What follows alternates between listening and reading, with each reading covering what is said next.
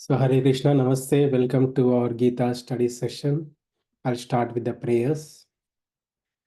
Om Ajnanatimirandasya Gnana Shalakaya Chakshuramitam Yena Tasmai Sri Guruve Namaha. Namo Om Vishnu Padaya Krishna Prasthaya Bhutale Srimate Radhanada Swamiti Namane. Namo Vishnu Padaya Krishna Prasthaya Bhutale Srimate Bhakti Vedanta Swamiti Namane. Namaste Saraswate Devam Gauravani Pracharini Nirvishesha Shunyavadi Pashrita Deshtarni. Jai Sri Krishna Chaitanya Prabhu Nityananda Sri Dvaita Gadadhara Shivashadi Gaura Bhaktaranda.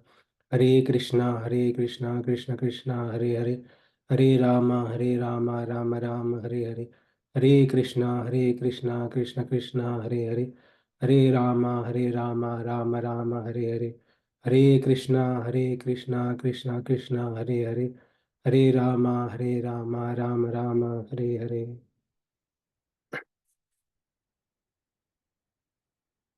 Hare Krishna, welcome to Gita study session. So we are in the 6th chapter of Bhagavad Gita. We completed 5 chapters. So in the last 5 chapters, Krishna talked about Karma Yoga, the art of working, how a person should live in this world, how a person should work in this world. Because any action we do creates a reaction. Karma, any karma we do, it will create a karmic reaction. If we do good actions, we'll generate good reactions. If we do bad action, we'll generate bad reactions. But Krishna, throughout first 5 chapters, talked about the art of working, that is akarma. That action which will not produce any new reaction. How to do that? That is karma yoga. So one should work as a selfless service to the Lord, offer the result to the Lord without expecting anything, success or failure, without being attached to the work itself we are doing. Then we can be called as a karma yogi, and those actions will not produce any new reactions. If the actions are not producing any new reactions, that means we are nullifying our karma and we are purifying. In the 5th chapter, when Arjuna asks this question, which one is most beneficial? Should I renounce and should I continue working? And also for the people in general. So Krishna says both paths are good. The path of renunciation is good, path of working is also good, karma yoga is also good. Both the results are same. One would attain same result in either direction, either way it goes. Okay, one should have the purification of mind, purification of consciousness. Such a person can think about renunciation. Otherwise, he has to continue working. When a person takes up the karma yoga and continues working, slowly he will attain purification of mind. But in this pursuit, there is a problem, there is an obstacle, that is enjoying through senses, sense gratification. Senses always pulls towards a direction. We will be carried away by this mind and senses, uncontrolled mind and senses, and which will put us in this I and my zone. This is mine. I will enjoy this. This is meant for my enjoyment. So we'll be carried away. So how to get out of this? What is the solution of this problem? That is yoga. Yoga.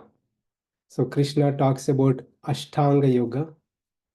So that was a seed for this chapter.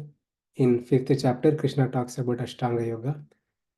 And he elaborates in detail in this chapter, 6th chapter. Okay.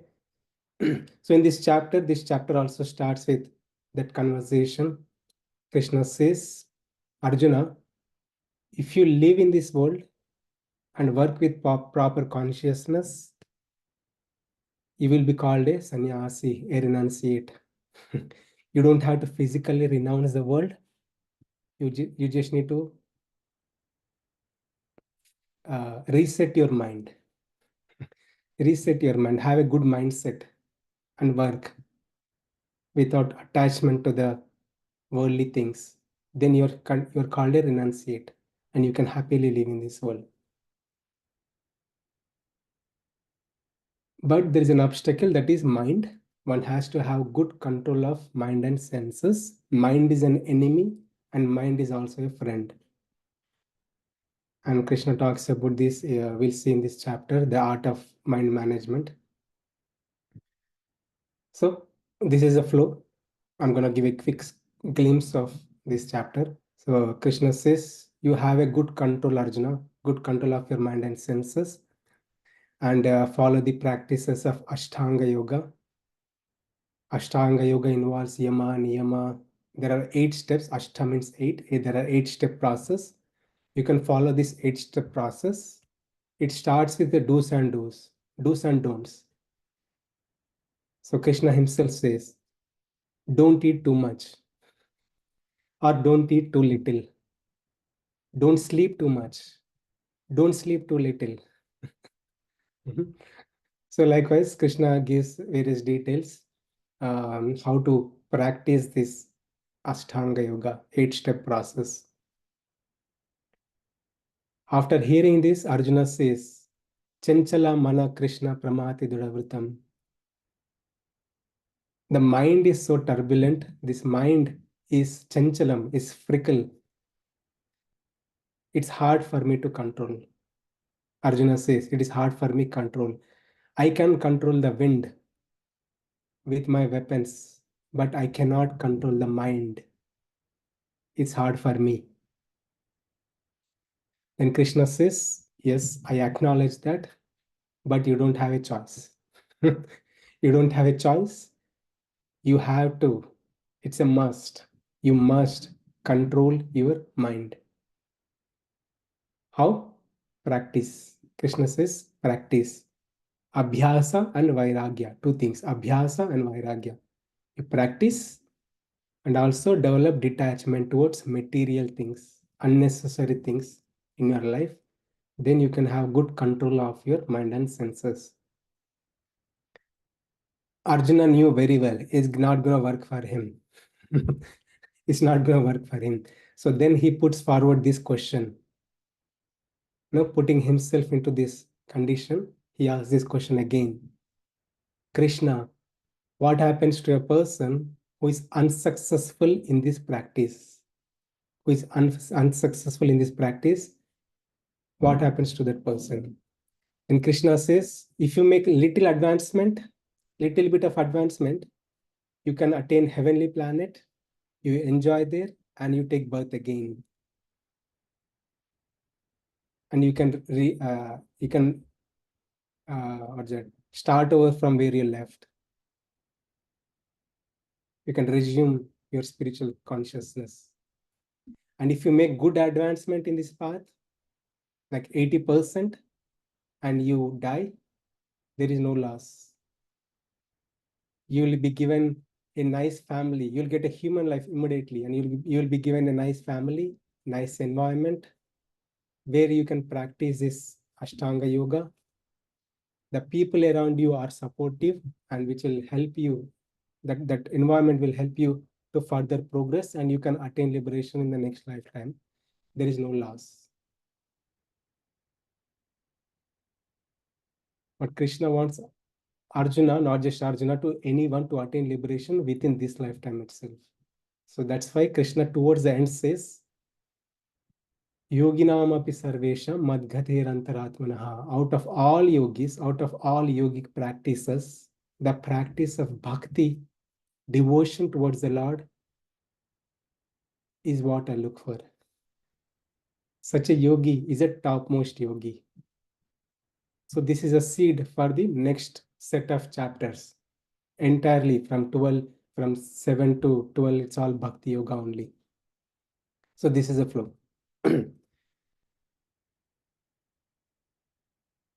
So we'll move on to this verse today.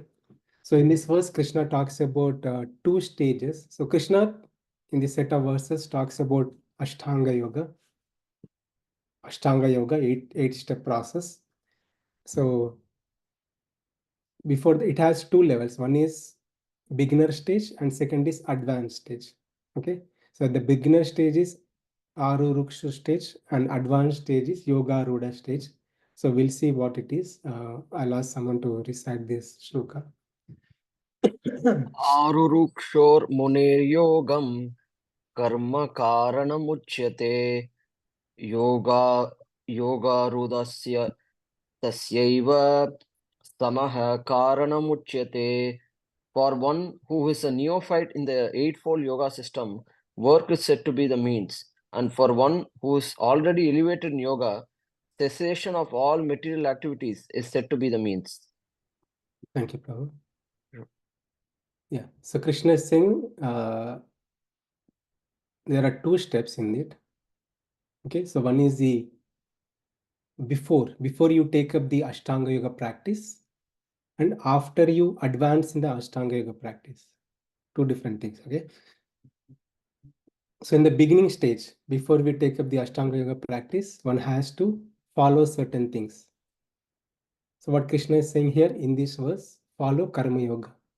You follow Karma Yoga, you purify your mind, then be prepared for this Ashtanga Yoga practice. Okay, that is Aruruksha stage. Once you attain purification of mind, then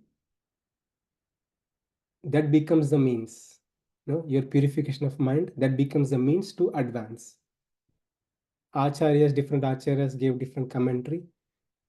Other acharyas, Prabhupada also says that when you come to that stage, have good control of your mind and senses. You are not running behind material things. Then that is the stage you can renounce. You can take a sannyasa.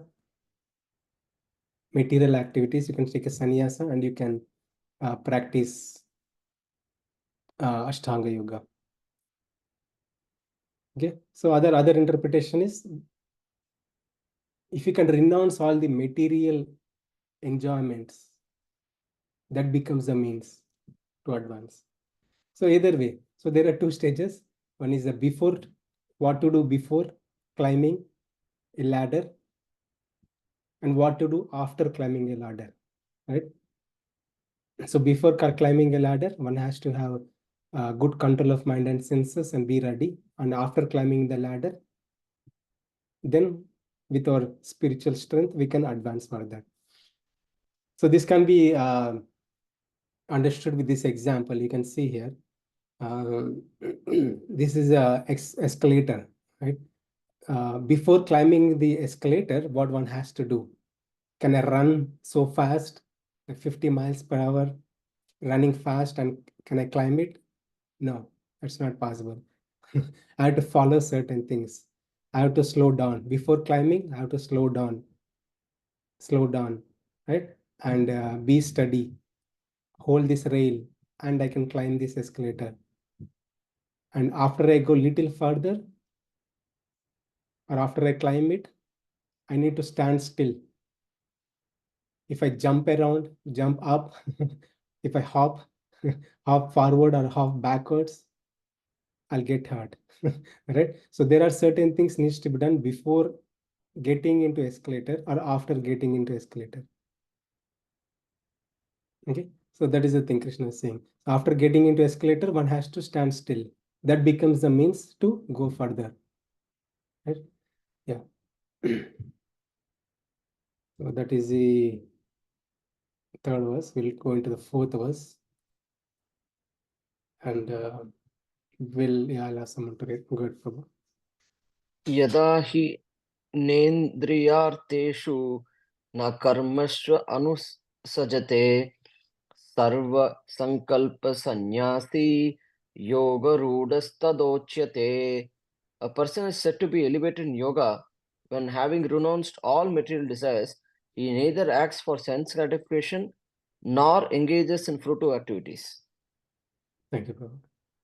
So this is a theme overall in Bhagavad Gita. We can see Krishna talks about the highest stage, and again later tells us how to get to that stage. So that is a theme we can see. So in this verse also, Krishna is talking about the person who is at the highest stage, Yoga Ruda. Ruda means Aruda. Okay, Aruda means it already climbed that stage, right? So Vishnu, Lord Vishnu is called Garuda Ruda. Garuda Ruda, one who is mounted on Garuda. One is mounted on the Garuda because he's already on that Garuda. So that's why Lord Vishnu is called Garuda Ruda.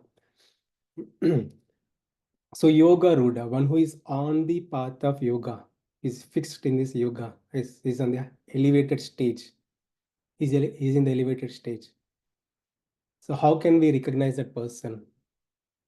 So we all know in this world, we'll see people around us in office, we'll see people around us when we go to Costco, Walmart, or any Snooks or any stores, we'll see many people around us, and we'll see people in the park or everywhere. How do we know which person is a elevated stage? How can I know that? Is it because they wear all these saintly dress? If a person is wearing the nice saintly dress, that person is a saintly person? No. Yes and no. Okay. It not just the dress matters, it's what also matters is his mindset, his consciousness. Okay. So what is saying Krishna is adding few things here. Krishna is saying few things here. One is one who is renounced all material desires. All material desires. That means what is a material desire? What is a material desire? A desire one will have from an external things to enjoy an external thing, right? So that means I want to, I look at this nice phone, I want to enjoy this phone, I want to have it, I want to enjoy with this phone. That's a material desire. It's a relative happiness. That happiness which depends on a thing, it's a relative happiness. That is a material desire. It doesn't mean one should not possess. Okay, one can still possess and use it for its purpose. That's fine, no problem. But if a person looking at anything in this world and desiring more and more, that is a problem. But elevated person, a person in the yoga ruda stage, highest stage, his happiness is not from any material things. If the thing or object is present or object is absent, he has no effect in his consciousness. He doesn't sit and cry, I want it, I wish I had it. Huh? Um, if the phone is not available, it doesn't go many places to find a phone. No. If the nice car is not available, it doesn't go and call various what's that? Various stores to get that model, that color car. No. His happiness is not from any material things. He's self-satisfied. He's happy person.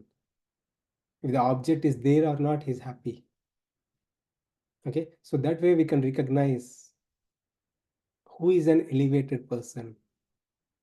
Okay, so that is first thing. And second thing is Sri Krishna is saying he neither acts for sense gratification nor engages in fruitive activities. Huh? All our actions are for sense gratification. Anything we do for sense gratification, right? So we eat good food for sense gratification, enjoying through senses, that sense of tongue, right? We have possessions, nice house or anything we have, it's all for our enjoyment. But this yogi, hmm, he doesn't work for any sense gratification. He lives for purification. There is a difference. He lives for purification. Hmm? and and he doesn't do any fruitive activities, right? I do this because I get something out of it. That is a fruitive action. I go to office because I get a salary. That's a fruitive action. So I eat nice food because my hunger will be gone. That's also one set of fruitative action. There's nothing wrong in it. One should not think, right, one should be like a stone and do nothing. No, no, no, that's not the message. But Krishna is talking about the person of a higher stage. We can recognize this person with these qualities. His happiness is not from external things. He's always self-satisfied. His happiness is from within. He lives for purification only. He lives in this world only for purification. So one may have this question, how to attain that stage? What should I do? What are the obstacles? Krishna talks about that. So now that Krishna spoke about the highest stage, and Krishna talks about how to come to that stage, we'll see that. So before we go that, so in Ashtanga Yoga, it is a 8-step process. 8-step process. I'll give an overview of this process. It's called Yama, Niyama, Asana, Pranayama, Pratyahara, Dharana, Dhyana, Samadhi. Yama means don'ts. It's like regulations, prohibitions. Niyama means to be followed. Yama means not to be followed. Yeah, niyama means to be followed, do's. Asana means a place or bodily exercises. Right? Yeah, I'll go over this and again speak about this in detail. Pranayama, Pratyahara, Dharana, Dhyana, Samadhi. So Yama, let's start with Yama, right? So Krishna also says in upcoming verses, don't eat. If you want to practice yoga, the art of meditation, if you want to sit and meditate, you need to do certain things. So one is don't overeat. If you overeat, you'll be so tired. If you sit for meditation, you sleep. Yoga will not take place. If you eat too little, if you eat too little also, you'll be hungry. Your mind runs behind the food. Yoga will not take place. Yoga means fixing the mind, basically fixing the mind on Atma or Paramatma. So one should have regulated life. And Krishna also says, don't sleep too much. If you sleep too much, you'll be sluggish. Then you cannot concentrate. Yoga also not possible. If you sleep too little, then you'll be tired. While doing yoga, you'll sleep. So yoga not possible, right? And in Yama, do's, those are the little bit things Krishna says, but many other details are also given in Patanjali Yoga Sutra. So one is one has to live a dharmic life, regulated life, no meat eating. If a person eats meat, he become more rajasic and tamasic. So yoga cannot be possible for such a person. No intoxication. If a person intoxicates, takes alcohol, then his mind doesn't support in yoga. So when I say yoga, it's not physical exercise. It's about fixing the mind. That's called yoga. Yunjate iti yoga. In Sanskrit, yoga means connection, linking process unto Atma or Paramatma, soul or super soul. No meat eating, no intoxication, no gambling. If a person tries to gamble, his cheating propensities will increase. Such a person also cannot fix his mind on super soul, on our Paramatma.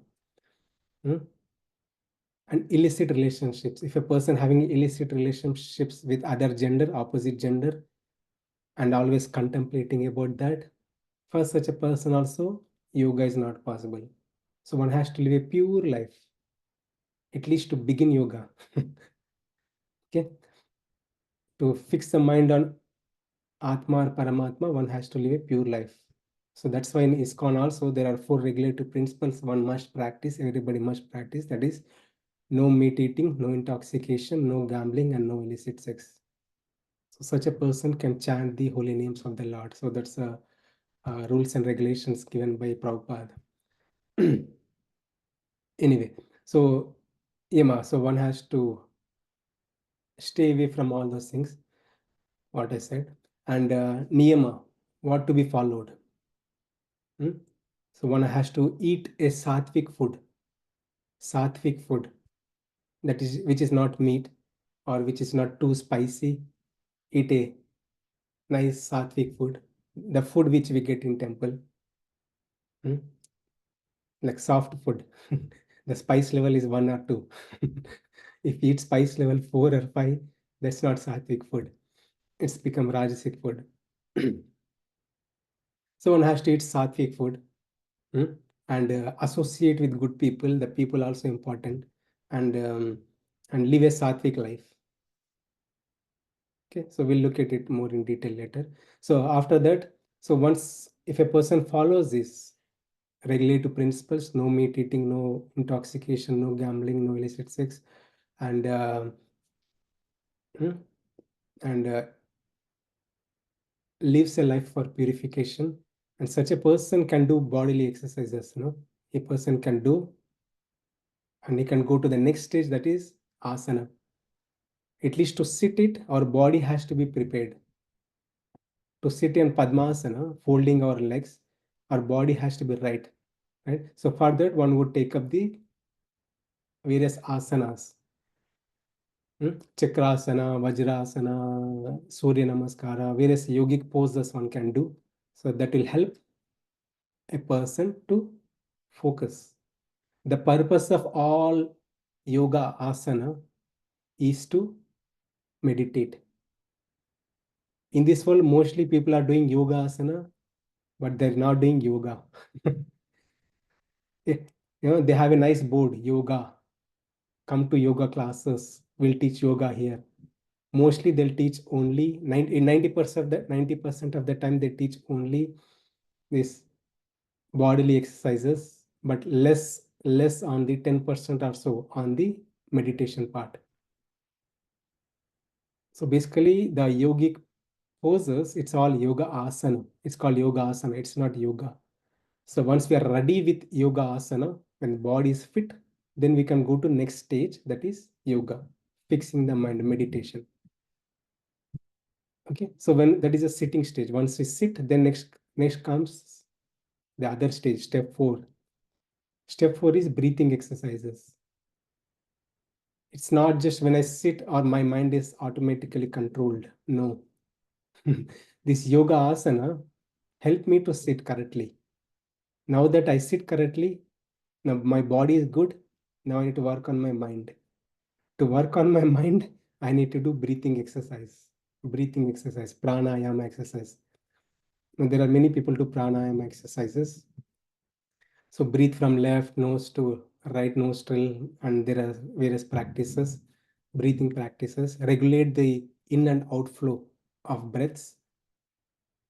Believe me or not, the mind will be in control, good control, just by doing that. I do that every day. Anyway, so that is 4th stage. Next is 5th stage, that is pratyahara. So while doing breathing exercises and trying to fix our mind wanders. We smell, we look at things, we'll get disturbed. So one has to stay away from objects of disturbance.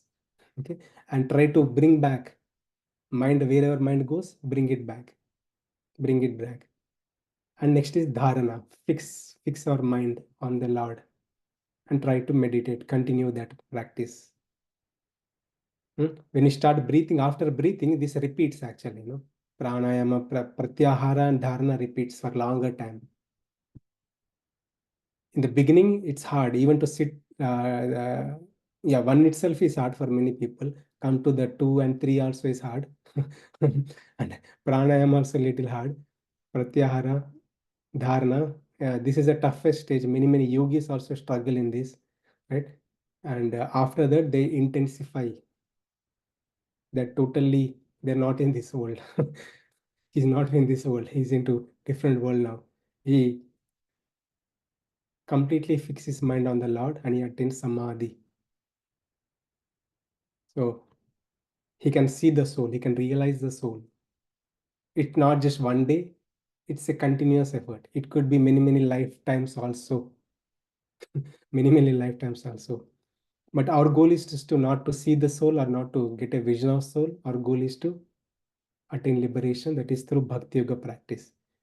But this process is also valid. This is given, one can practice.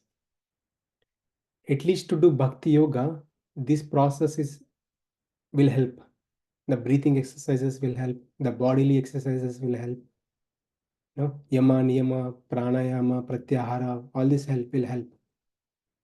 Either we follow Ashtanga Yoga or Bhakti Yoga, any yoga practice, these things will definitely help. Okay.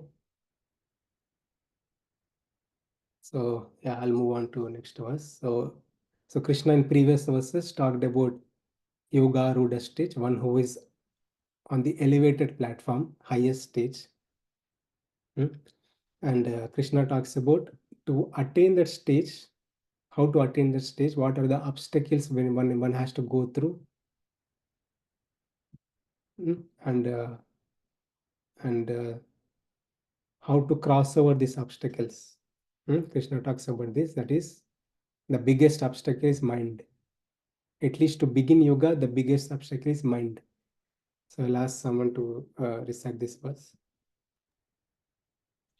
उद्धारद् आत्मनं नात्मानम् अवसादयेत् आत्मैव हि आत्मनो बन्धुर् आत्मैव रिपुरात्मनः बन्धुरात्मनस्तस्य येनात्मैवात्मना जिताः अनात्मनास्तु शत्रुत्वे वर्तेतात्मैव शत्रुवत्. One must deliver himself by the mind. One shouldn't degrade himself by distracted senses. The controlled mind is the friend of the soul. The uncontrolled mind is the enemy of the soul. The mind is the best of friends for one who has conquered it. The mind is the greatest enemy for one who has failed to conquer it. Thank you, Prabhu. Sure. So in the path of yoga, the biggest obstacle, the biggest hindrance one has to cross over is the mind. One has to, Krishna talks about this mind in this verse. And you can see in this shloka, one word repeats everywhere. That is Atma, Atma, Atma, Atma. And every two words here, like Atma repeat. Right? Atma is repeated everywhere here. So Atma has a different meaning in Sanskrit. That is the beauty of Sanskrit. A word meaning changes based on the context it is used. It varies. Atma could mean mind. Atma could mean soul. Atma could mean self. There are different meanings to it. Okay. So Krishna is saying, one must deliver himself. Here, himself refers his own soul. One must deliver his own soul by mind. Atmanam. So one must deliver himself basically to get out of this cycle of birth and death. That is possible only through proper control of mind. One can elevate himself, Uddaret, one can elevate himself through this mind only. Mind is a vehicle. And one should not degrade himself by distracted senses. So here Atma also means your senses. Okay. So with mind one can elevate, and with uncontrolled senses, uncontrolled mind, one can degrade life. One can degrade his own life. Krishna is saying one should not do that. And here Krishna says, Atmaeva hi Atmana Bandhur. The controlled mind is a friend of the soul. The uncontrolled mind is the enemy of the soul. So we all know how a yogis live. We all know how a terrorist live.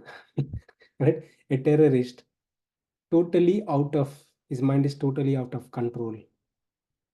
His mind is his enemy. If you say you're not supposed to do this, that person will say, I'm doing the right thing. His mind is totally degraded, and his mind is his enemy. So Krishna is saying a controlled mind is a friend, and an uncontrolled mind is an enemy of a soul. So one should have good control of this mind. And Krishna says the mind is a best friend, Bandhu. The mind is a best friend for whom? For who has conquered it. For a person who control this mind, the mind is a friend. The mind helps one to lead a happy life, lead a life which helps us in liberation. But the mind is the greatest enemy for a person who failed to conquer it. If a person doesn't think about he is the body, he is the Atma which is in the body, he has no conscious that about his mind. If mind all, if he's letting his mind run away on many things, the mind is totally controlled. Such a mind is greatest enemy. If he fails to conquer the mind, if a person fails to conquer or control the mind becomes greatest enemy. Krishna is saying mind becomes greatest enemy. One should have good control on mind and senses. Okay, so I'll run this presentation. I think next 30 minutes we'll look at this presentation. This is a wonderful presentation. Let me share another PPT.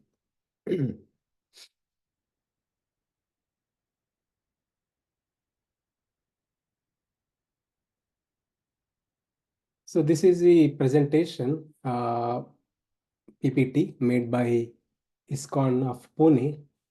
So they use this PPT to preach to youth people, younger generation.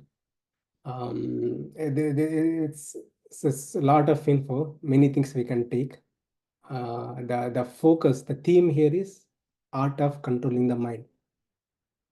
How to control our mind? What are the problems of uncontrolled mind? And how can we properly control mind? The problem and solution can be seen here in this PPT. So let's go through. So in this modern society, so-called hi-fi society, there's so many advancements made. In the previous generation, in Dwapara Yuga, when Lord Krishna was there, in Satya Yuga, or Treta Yuga when Lord Ram was there, and different yugas, Satya Yuga, Treta Yuga, Dwapara Yuga, people used to live a happy, wonderful life.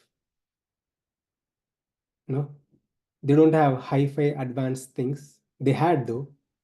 It's not like, it's a lot more advanced in Treta Yuga and Kali. If you say Dwapara Yuga, if you see Mahabharat, the type of weapons they use, the aircrafts, weapons, it's super highly advanced. But people were simple and they led a happy life. Hmm? There were only set of people who were adharmic, so that's why God has to incarnate and take care of.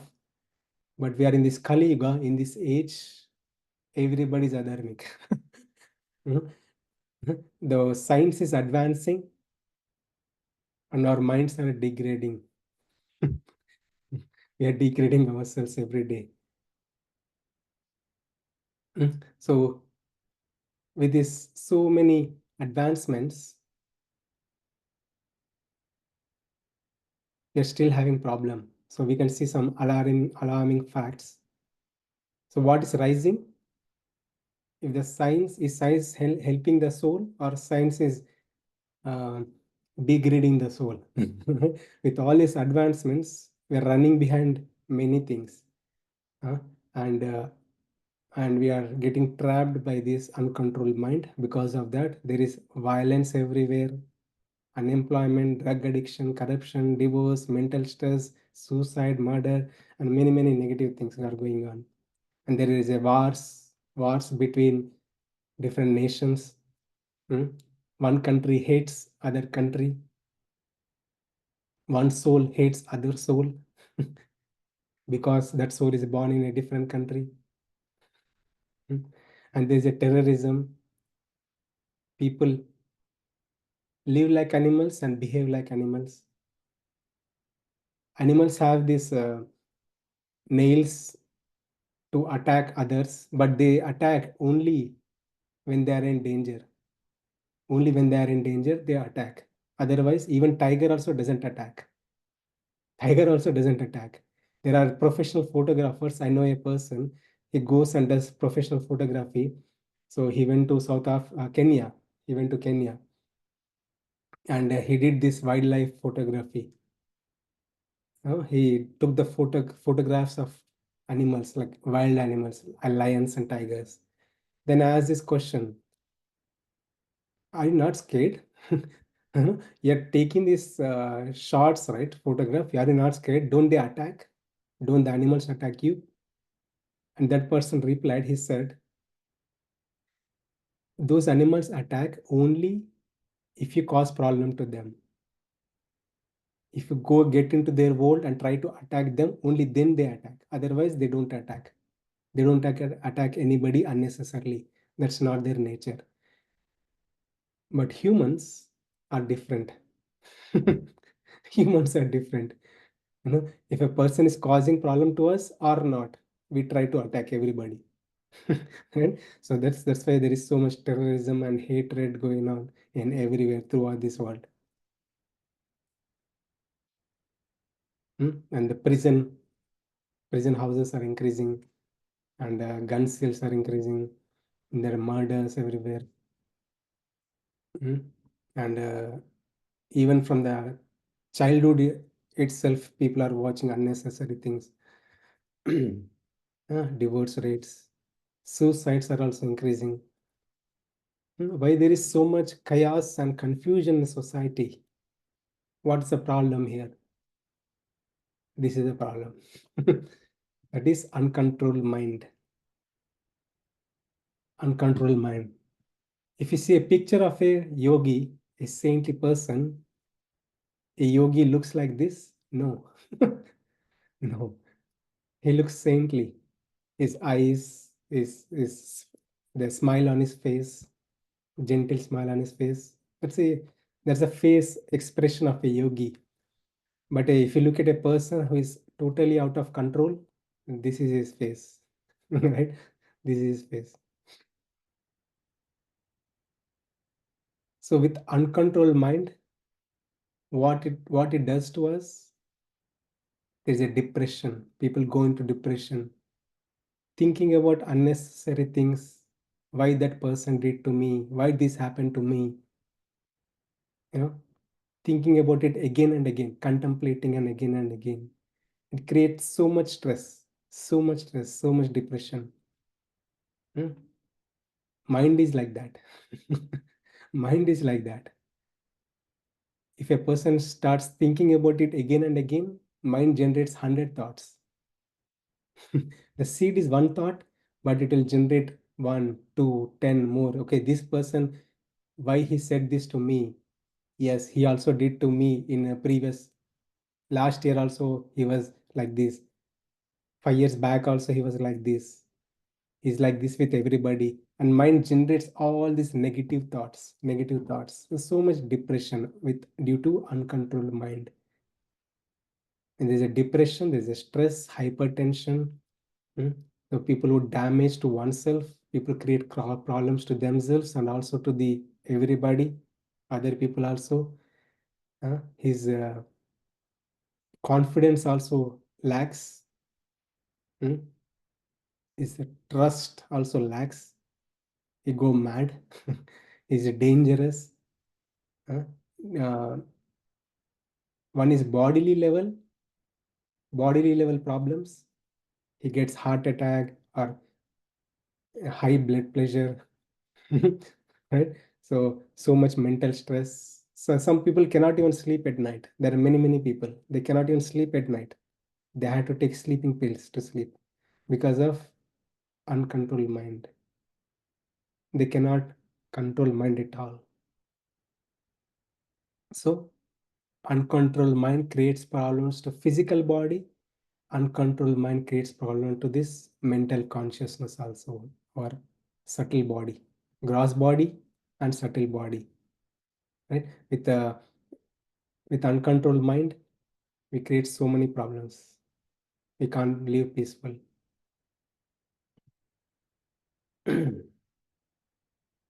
So what is the result of action with uncontrolled mind?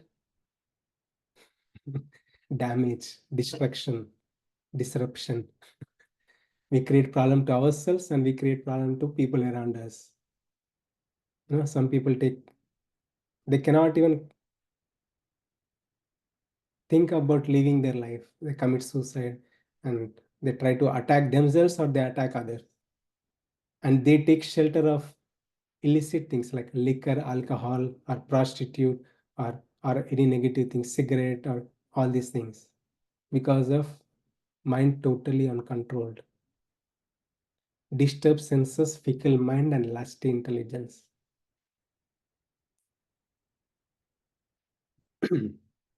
So, with a pack of dogs in a room, how can we expect peace? If there's so many thoughts are going around, how can we expect a peace? Hmm? So, we can see this in every place, in a small town, a city, or a state, or a country, or a whole world. There are many, many people, mind totally out of control. They don't know what they are doing. They totally uh, cause a destruction to everybody. Disruption and destruction to everybody due to uncontrolled mind. Okay. So, what is the solution to all these problems? Everybody wants peace. Even the person who is in mad, he also wants peace, but he doesn't know how to do that. That's where the scriptural study helps. So, what is the solution to all these problems? Control mind. Imagine a world if everybody's mind is totally controlled. Everybody loving each other, a soul loving other soul, seeing others as their God's representatives. There is no problem in this world. Everybody can live happily. So, to have control about to have good control on the mind, we need to know ourselves, our bodily composition, who we are. So, we are a body, physical body made of earth, water, fire, air, ether. That's something we can touch and feel. That is our physical body, and there is a subtle body which is constitutes of mind, intelligence, and false ego, sukshma sharira, and there is a soul. Hmm? We are atma, we are a soul. And we go through this transformation of life. Transformation into species, other species, sorry, other species. And more importantly, this is how it happens. Through senses, we gain knowledge, right? Input of knowledge is through senses, and it goes into the mind. I look at something. If I have never seen an object like a Tesla brand new car, right? So I look at it through my senses. I'll make a um, impression in my mind. The thought is stored. Okay, this is Tesla, some X version, right? So data is transferred and stored into our database mind. So mind is a storehouse of thoughts. If I look the same Tesla car in my neighborhood, then I know, okay, I saw this before. I have already had this impression. That's why my mind says, oh, I know this. And the first thought will come. If I keep on thinking about it again and again, mind says, go and buy it. Right? So, yeah, that's how people get desires. All these unfulfilled desires are also stored in this mind, and past life impressions also. Past life impressions in a subtle format are also stored in this mind. It's a warehouse. It's not just one database, it's a warehouse of all the various databases. And there's the intelligence. and there is intelligence. Intelligence is different from the mind. Intelligence does three things. One is discrimination. It can discriminate what is right, what is wrong. Decision making. Like after discrimination, it does makes a decision. Yes, this is right. I will do this. And determination. After making a decision, intelligence can stick to the decision, not fall back. We have that capability. We all have that capability. Okay. This is our anatomy. So we can see everything, how these are all connected. Body, all the senses, mind, and intelligence in this nice picture. Right? If all these senses on our body are compared to these wild horses, all these wild horses, and the mind is compared to this rein, the rope, the intelligence is compared to this the person who is sitting here, the driver, and the soul is sitting as a passenger. If the intelligence is weak, mind looks at it, mind says, go and get it, enjoy through your senses. Huh? Mind says that, but when the intelligence is weak, he will get succumbed. He cannot control. If the person has good intelligence, he can pull this mind, he can pull his senses, and he can restrain and restrict the senses. That's the beauty of our scriptures and beauty of this knowledge. If a person gains this knowledge, yes, I can control through my senses and intelligence. The mind control is possible. So nature of the mind, Krishna says, controlled mind is your friend, uncontrolled mind is your enemy. If the mind is controlled, it is your best friend. You can dance with him, you can have good time with him. It's your best friend. If it is uncontrolled, it's gonna destroy you. It's gonna destroy you. It's the greatest enemy.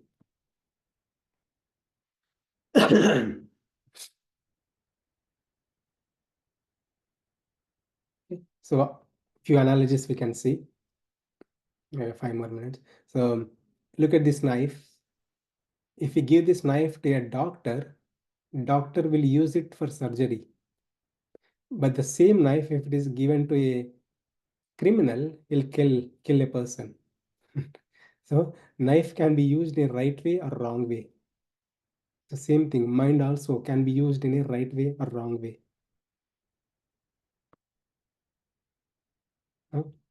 There's another example here. So this analogy is saying this example here. So there's a nice festival going on, and in that festival they are distributing this gulab jamun. Gulab jamun is like a donut dipped in this sugar syrup. Right? So if they are in a festival, if they are distributing this gulab jamun, and if they have a restriction, like person will get only one, not more than one. One head, one gulab jamun. If you have two heads, you can get two gulab. But one head, only one. One per head. That's why we say one per head. If a person looking at it, if he's so much attached to eating this gulab jamun, his mind says, ask more. I've seen these people. The people who are serving prasadam, right? They can see there are certain people like they like that so much. They'll ask more. Can you give me more? I like this. There is nothing wrong in it. I'm not saying wrong, but mind that's the functioning of the mind. The thought immediately comes. Ask more. I like it. I love it. It's my favorite dish. Ask more. That's what mind says. But if a person has good control of mind and senses, such a person can restrain this thought. He can put a check on this thought. Okay, there is a notice board, one per head. I'll not ask. But if a person's intelligence is weak, very weak, he'll ask, he'll beg, he'll steal.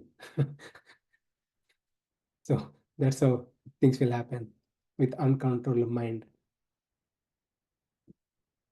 So there are a few other examples here. So I'm going to skip this. So Mind assesses the world outside through five knowledge acquiring senses. So there is a GIGO principle, that is garbage in, garbage out.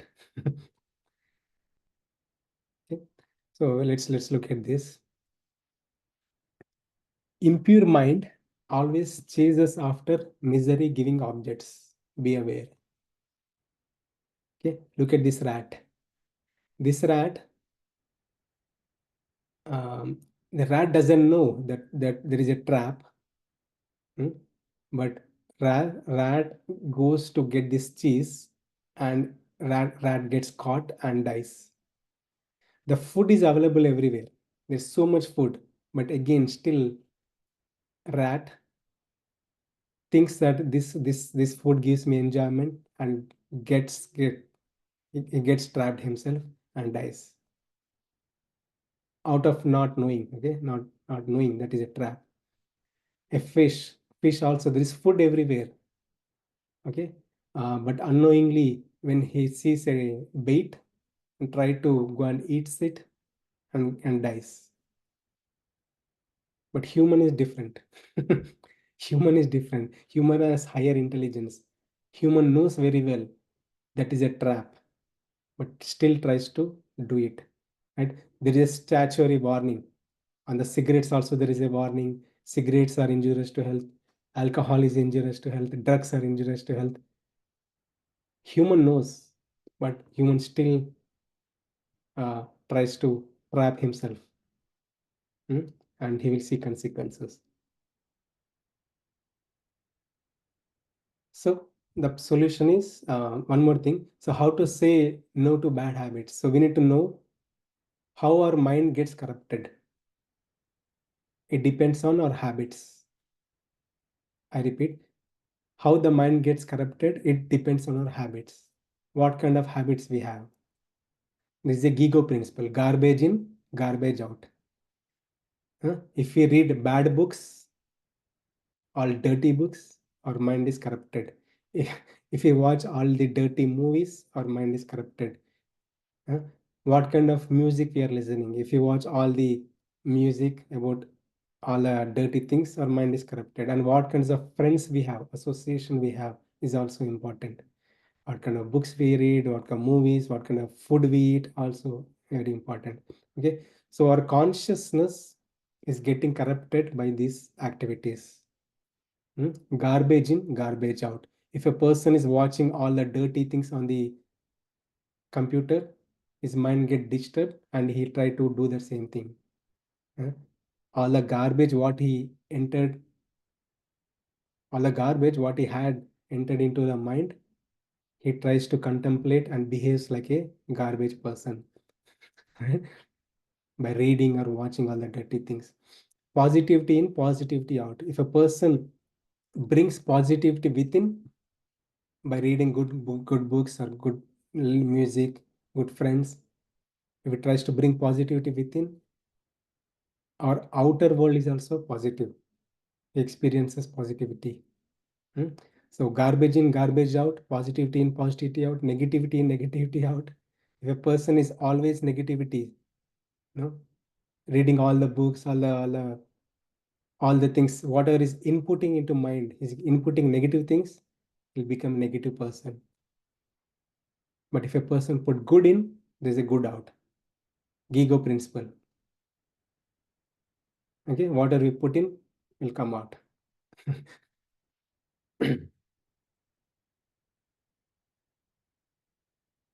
So due to uncontrolled mind, uncontrolled habits, uncontrolled senses, people get uh, addicted to eating more, addicted to drinking alcohol, addicted to drinking cigarettes and many things, addicted to pornography, or be dealing with other women, and so many problems due to uncontrolled mind. One man can drag us down. It's always a fight. There's always a tug of war happening within us. Mind and intelligence, there is a tug of war. Huh? And more examples. So the mind always says, go and do it. Go and do it. I'm trying to keep it shorter. We already passed time. So the mind is stronger, mind wins. We get succumbed to bad habit. If a person is looking at dirty things, and hmm, mind says do it, is driven away the, if he is driven away by the mind, he will get succumbed to that bad habit. It could be watching dirty things, or drinking alcohol, or smoking, or what, or any bad things, right? Mind always says do it. If a person gets succumbed to it, he'll be in trouble. But if the intelligence is stronger, he can resist the temptation. We are not yogis in the beginning, but we can be yogis by having good control of our intelligence and making our intelligence stronger. If we strengthen our intelligence, mind control is possible. How to do that? Step one. Okay. Do not let these senses wander. We'll try to look at the good things. Wherever the mind goes, have awareness. It's a trap, and try to bring back. And good habits, that eating habit, living habit, association. We have to be with a saintly people or good people around. And scripture study is very, very important, like Bhagavad Gita, Bible, or Quran, or any scriptures, to discriminate what is right, what is wrong. That makes human. If a person has good control of the intelligence, is very good human being. I mean, good control of his mind, he's a very good human being. If he strengthens his intelligence, so that is possible through scripture study. And chanting, calm the mind by mantra meditation. Gain focus in your work and develop concentration to do one thing at a time. So chanting is mantra meditation. So that is Hare Krishna, Hare Krishna, Krishna Krishna, Hare Hare, Hare Rama, Hare Rama, Rama Rama, Hare Hare. This is a mantra. So this mantra chanting is there in any religion. It's not in Hinduism religion. Everybody does it. So mantra, what is mantra means? Man means mind. Tra means trayate. Trayate means deliver. Manah trayate iti mantraha. That which delivers the mind, calms the mind. That is mantra. So if a person chant the mantra, then he can develop or strengthen his intelligence to have good control on mind and senses. Okay. So if a person, by the practice of devotional services or chanting the holy name, all the negativity will naturally go away. We just need to bring God in our life. Eventually it will happen. We may not be highest stage, but it will happen over the course of time. Our mind is conscious, mind is purified, consciousness is purified, we can attain liberation. Okay, so yeah, I'll stop here. Hope this presentation and session is helpful. Thank you all very much.